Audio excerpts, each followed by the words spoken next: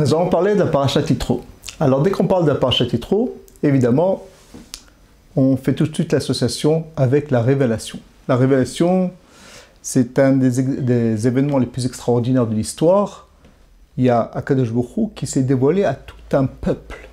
C'est un fait incroyable qui n'existe dans aucune religion, aucune personne ne revendique une telle chose. Et Akadosh Baruch Hu, effectivement, s'est révélé. Et de génération en génération, on transmet cette tradition qui est très forte, et qui bien prouve que, en fait, Akadosh Baruch Hu s'est effectivement exprimé et a parlé au Béni Israël. Il leur a donné dans cet événement les Asarat Dibrot, les 10 commandements. On reviendra dans un instant dans l'importance de ces 10 commandements. Mais là, ce qu'on va s'occuper dans ce chiour, c'est est-ce qu'il y a un rapport avec le nom de Yitro, le personnage de Yitro, qui était un prosélyte, qui était un personnage qui était un prêtre de Avodah Zarah, qui a fait toutes les Avodah Zarah, il a servi toutes les idoles possibles, jusqu'à qu'il est arrivé à la conclusion que tous ces actes d'idolâtrie ne valent rien. Et dans ce cas-là, il s'est rapproché de la Emouna entre un Dieu et Echad, il s'est converti. Et on voit que cette paracha donc particulière de la révélation avec la Asarat Dibrot, alors elle s'appelle Yitro. Alors il y en a qui vont vous dire, bon, il n'y a pas de rapport entre le nom de la paracha et le contenu, puisqu'il y a la paracha de Bereshit, Vaera, il y a même une paracha qui s'appelle Balak, qui était le nom d'un rachat. Et donc en fait, en général, une paracha s'appelle par rapport au nom, le premier mot, le premier personnage qu'on découvre dans la paracha. Nous, on va essayer d'aller plus loin et de voir effectivement qu'il y a quand même un rapport.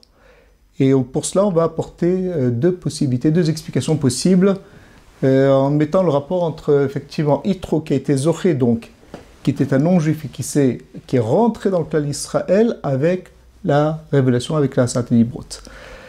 Alors, il y a déjà quelque chose d'incroyable, c'est que les Bnei Israël, c'est un peuple qui est les descendants de Israël, de Yaakov, Avraham, Yitzhak, Yaakov, qui a eu 12 Shvatim, et le clan Israël, ça fait partie de sa descendance.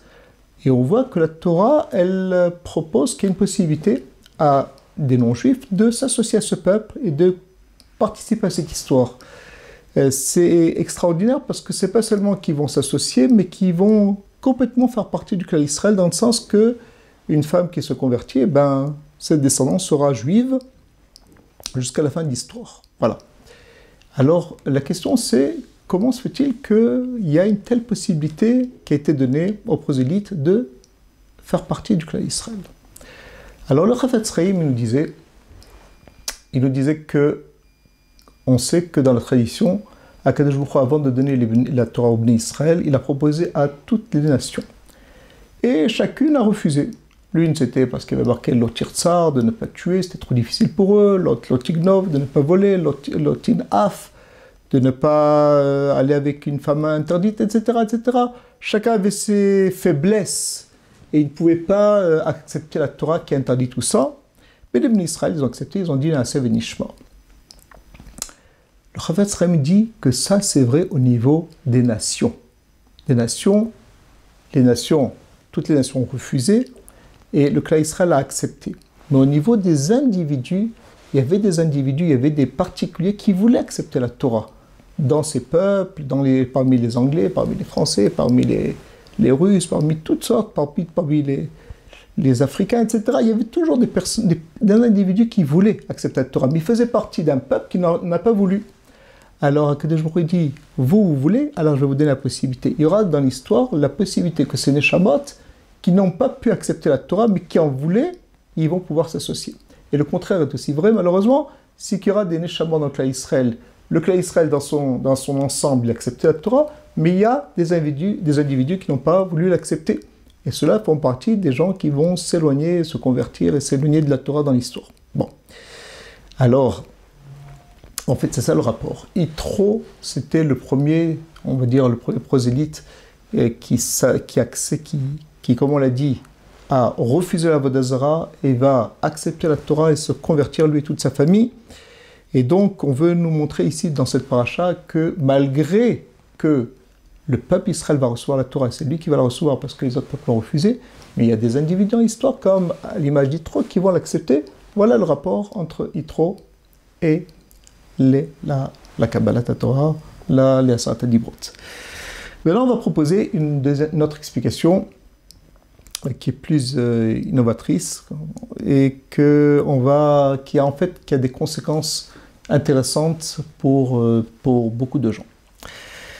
On va déjà se poser la question, c'est quoi ces Aseret Dibrot? Comment se fait-il qu'Akadosh Baruch Hu, quand il s'adresse au Bnei Israël, il donne 10 commandements?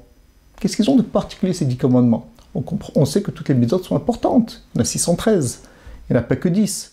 D'ailleurs, à un moment donné de l'histoire, la Gemara raconte que les Bnei Israël ont voulu associer dans le Kriyat Shema du matin aussi la lecture des 10 commandements. Et nos sages se sont opposés. Pourquoi? Parce qu'ils ont craint que si on lit ces 10 commandements, les gens vont penser qu'il n'y a que ça qui est important, le reste n'est pas important. Dans les autres mitzvot, c'est pourquoi ils ont annulé. Donc la question va revenir, c'est pourquoi il y a ces 10 commandements. Alors les 2 premiers, on comprend que quand il s'est révélé, les 2 premiers c'est Anochi Hashem Lokechem, je suis moi l'Éternel votre Dieu. La deuxième c'est Loï Lecha Elohim Achirim Alpanai, etc. Donc il ne faudra pas d'autres dieux devant lui. Ça c'est le Yisod de la Emouna. Mais toutes les autres, elles sont très importantes évidemment, mais comment se fait-il qu'elles ont été énoncées au Bnei Israël avant toutes les autres? Puisqu'après, Moshe Rabbeinu va monter au Har Sinaï, et après va revenir avec les tables de la loi, et plus tard, en fait, il va leur enseigner toute la Torah. Alors, le Rashi, il rapporte à la fin de Parashat Mishpatim, qu'en fait, dans toutes les mitzvot, plutôt ces Aseret Dibrot, toutes les mitzvot, elles sont allusionnées dans ces Aseret Mitzvot. Et il rapportera le nom du Rav Saadia Gaon, qu'en fait, il rapporte que ce Gaon, donc, il a trouvé dans chaque mitzvah quel rapport avec chaque lettre, etc., de ces Aseret Dibrot. On va exprimer ça d'autre façon, ça veut dire que en fait, ces Aseret Dibrot, puisqu'elles allusionnent aux autres mitzvot, elles sont, si on veut, l'entrée, la possibilité de pénétrer dans les mitzvot. Akadosh Baruch Hu, quand il donne les 10 commandements, il donne 10 grands mitzvot importantes qui vont en fait permettre au Bnei Israël de pouvoir, après, rentrer dans les autres mitzvot. On veut une préparation aux autres mitzvot. C'est quelque chose qui est des sodotes qui nous amène aux autres mitzvot. Ça, c'est le principe des Aseret Dibrot. Par les Aseret Dibrot, on va parvenir à toutes les autres mitzvot. Et en fait, c'est peut-être ça le rapport avec Yitro. On sait que ici, on a un prosélyte. C'est quoi un prosélyte? C'était un homme qui ne faisait rien, qui était non-juif et qui arrive à la vérité que la Torah, elle est vraie. Et il est évidemment que quand il va se convertir, on va l'accepter, il ne peut pas d'un seul coup faire toutes les 600 mitzvot, c'est impossible. Il faut avoir une certaine démarche. Et cette démarche, en fait, elle va être de lui donner les fondements qui vont lui permettre de pouvoir accepter aux autres mitzvot. C'est ça le principe de rentrer. Donc en fait, Yitro, ici, le nom d'Yitro, c'est un symbole, on va dire. C'est le symbole d'une personne, d'un prosélyte. Ça peut être aussi d'un Baal Tshuva qui ne connaissait rien et qui se rapprochait de la Torah et qui veut rentrer dans la mitzvot. Évidemment, il ne peut pas rentrer dans la Torah avec tous les 613 mitzvot, mais on va lui trouver le chemin pour l'amener. De même que la Aseret Dibrot, c'était le chemin pour l'amener, pour amener au Bnei Israël à accepter toute la Torah, alors aussi, on va lui trouver un chemin. Et là, le chemin, en fait, c'est un chemin qui peut changer dans les époques, qui peut changer par rapport aux individus. Ce n'est pas quelque chose de fixe. Pour illustrer ça, on voit que déjà la Gemara dans Sof Makot, elle dira quelle était la mitzvah qui va pouvoir pas germer cette mitzvah, pouvoir accomplir les autres mitzvot. Et la Gemara dira Tzadik be'emunato tiryeh, c'est avec la emuna. Et on verra que quand les rabbanim essayent quelqu'un qui vient se rapprocher de la Torah, qu'est-ce qu'on lui propose? On essaie de trouver un chemin. La kashrut, Tarat HaMishpacha, le Shabbat, l'Imud Torah. Ici, c'est une démarche pédagogique pour l'amener aux autres mitzvot. Et on voit même qu'il y a certaines personnes qui ont pensé que, par exemple, par l'Admour de Lubavitch, il proposait 10 mitzvot pour pouvoir accrocher et rapprocher le judaïsme.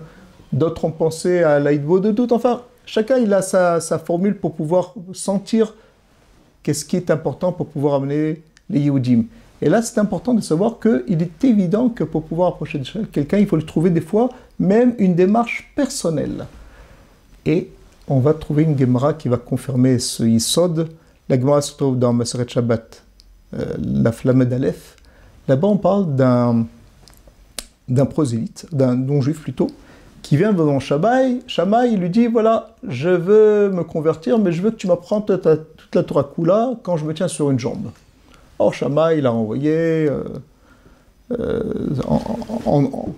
sur le moment, il n'a pas accepté du tout cette façon de parler. Et quand il est devant Hillel, il a accepté, il lui dit, voilà, ce que tu ne veux pas qu'on te fasse, ne fais pas à ton prochain. Ça, c'est le principal principe de la Torah. Le reste n'est que commentaire.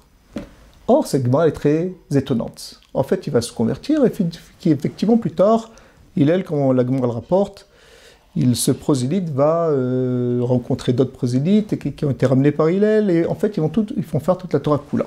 Maintenant, la question, c'est, la réponse de Hillel est très étonnante.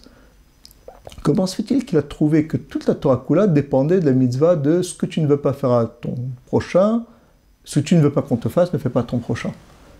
Qu'est-ce qu'il en est des tefilines, qu'est-ce qu'il en est de Shabbat, qu'est-ce qu'il en est de la kashrut? Quel rapport avec la mitzvah de Ben Adam Lachavero avec toutes les autres mitzvot? Mais en fait, il avait compris, Hillel, que cette personne-là, elle avait un problème d'ego très, très développé. Lui, il était là, il vient, pour lui, il est prêt à accepter la Torah, mais si on lui apprend ça quand il est seulement sur un pied, ça veut dire que c'est quelqu'un d'orgueilleux, de prétentieux. Et là, il a compris, Hillel, qu'il faut lui trouver la Nekuda qui va le rapporter. C'est ça son problème. Son problème dans son caractère, c'est sa propre personne. Alors on va lui trouver une démarche. Ce que tu ne veux pas pour toi-même, ne fais pas aux autres. Et dans ce cas-là, comme c'est sa Nekuda qui un peu fait écran à pouvoir entrer aux autres mitzvot, alors il va lui proposer cette mitzvah, ce principe-là, et effectivement, grâce à ce principe, il va surmonter les autres mitzvot. En tous les cas, ça serait là le rapport qu'il y a entre Yitro, le personnage d'Yitro, et la Sainte Dibrot. Ce serait justement que Yitro, c'est le prosélyte, c'est quelqu'un qui vient rentrer dans le clan d'Israël, et là, effectivement, il ne peut pas d'un seul coup prendre les 613 mitzvot, alors on lui propose une possibilité de rentrer dedans par certaines mitzvot et de pouvoir progresser pour arriver à accomplir toutes les mitzvot, de la même façon que la Sainte Dibrot était pour eux une possibilité de rentrer dans le clan d'Israël. Alors voilà le principe. Et donc, comme on l'a dit, ce serait aussi une démarche pédagogique quand on a affaire avec des Baït Tshuva, de savoir qu'est-ce qui peut l'amener. Des fois, ça lui est difficile de pouvoir se rapprocher. Il faut lui trouver la mitzvah, la chose qui va le ramener, qui va l'accrocher. Et grâce à cette chose-là, alors petit à petit, il va arriver à faire d'autres mitzvot. Parce que tout ça, c'est une démarche, mais il faut savoir comment le faire pénétrer. Alors, si cette explication elle est intéressante, alors on va peut-être comprendre autre chose grâce à cette explication. Il y a dans la paracha, justement, quand on parle de Yitro, au début de la paracha, on voit que Yitro, il va proposer à Moshe Rabbeinu quelque chose d'étonnant. On voit que Moshe Rabbeinu, dans le début de la paracha, il est en train de juger toutes les personnes qui viennent devant lui, du matin jusqu'au soir. Et alors, Yitro, il est étonné. Il lui dit, mais comment se fait-il? Il n'y a que toi qui l'a jugé. Mais la tâche est trop lourde, ni pour toi, ni pour les autres. Les autres, ils doivent attendre énormément de temps pour pouvoir avoir leur rendez-vous, pouvoir avoir leur réponse. C'est pas possible. Et alors, il lui proposer, Yitro, à Moshe Rabbeinu, de nommer des chefs pour des personnes qui vont répondre aux 10 personnes, à 50 personnes, à 100 personnes, à 1000 personnes. En fait, bref, il va faire une sorte de pyramide, d'une sorte de hiérarchie où il y aura des petits rabbinim, on va dire, entre guillemets, qui viennent répondre à des questions simples. Ceux qui ne savent pas, ils proposent ça à des gens plus importants. Et là où ils ne savent pas, ils proposent plus important, jusqu'à qu'on arrive aux questions que les plus grands personnages, les Saré à la Fim, ne savent pas répondre. Et là, ils transmettaient ça à Moshe Rabbeinu. Et donc, ça a facilité le travail. Maintenant, la question qu'on peut se poser, c'est qu'est-ce qu'il a pensé Moshe Rabbeinu? Moshe Rabbeinu, c'était quelqu'un de très intelligent. Comment se fait-il que lui-même, il n'a pas pensé à cette démarche? Alors la réponse, c'est que Moshe Rabbeinu, il a reçu toute la Torah Kula d'un seul bloc. Il est allé devant Hachem et Akadosh Baruch Hu lui a donné tout. Tout d'un seul coup. Quand il est venu devant les bénis Israël, ils avaient une question. Moshe Rabbeinu pensait que c'est seulement quelqu'un qui possède toute la Torah Kula qui est capable de transmettre et d'expliquer une halakha à quelqu'un, puisqu'on veut lui demander une question de Torah. La question de la Torah va devenir avec quelqu'un qui est lui-même la Torah, qui comprend toute la Torah Kula. Ça, c'était la compréhension de Moshe Rabbeinu. Yitro, qui lui-même, dans sa démarche de rapprochement, va se faire quelque chose de graduel, il va comprendre aussi que l'enseignement de la Torah doit se faire de façon graduelle. On ne peut pas tout... quelqu'un d'aussi grand que Moshe Rabbeinu ne peut pas lui-même prendre toute la charge de transmettre cette énorme Torah à tout le clan Israël. Il faut déléguer. Et déléguer, donc, c'est aussi cette possibilité de déléguer à des gens qui vont se préoccuper de quelque chose de basique pour proposer à des gens qui sont un peu plus hauts. Et en fait, on revient avec ce principe-là de progression où Yitro, qui lui-même, dans son vécu, avait pu pénétrer dans le Kiyum HaMitzvot justement de façon progressive, a pu donner ce conseil à Moshe Rabbeinu, qui lui n'avait pas eu ce problème. Et en fait, c'était ça là. C'est pour ça que Moshe Rabbeinu l'a compris. Il a accepté de Yitro que c'était ça le bon conseil. Il a accepté. Voilà donc ce message de Parashat Yitro, et que Bezrat Hashem, qu'on passe un bon Shabbat et qu'on profite de cette paracha pour pénétrer tous ces principes si riches de notre Torah. Les éditions Torah Box, c'est des dizaines et des dizaines de livres pour les petits comme les plus grands, sur tous les sujets de la vie juive et abordés de manière accessible à tous. Paracha, histoire pour les enfants, construction personnelle, couple, Shabbat, fête juive, biographie. Chaque mois, c'est 2 nouveaux livres édités, vendus au prix les moins chers du marché et livrés partout dans le monde. Il vous suffit de les commander sur le site Torah Box à tout moment, pour les offrir à votre communauté, à vos proches ou pour renforcer vos connaissances avant les fêtes. Les éditions Torah Box, des livres sur mesure pour vous.